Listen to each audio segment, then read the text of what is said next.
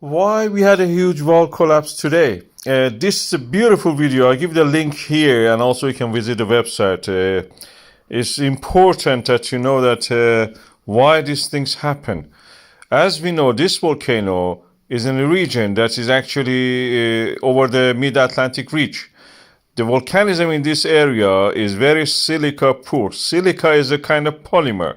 When it is a lot of it, these molecules of silica join together, and like branches of a tree, they actually thicken and make it difficult to flow.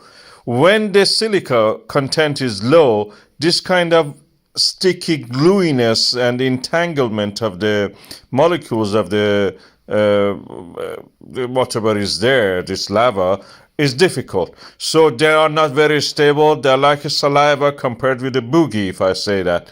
And the saliva, of course, cannot hold on. It's not a good glue. Low silica volcano is not also good.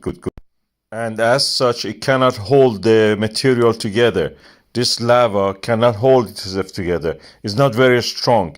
It's very brittle.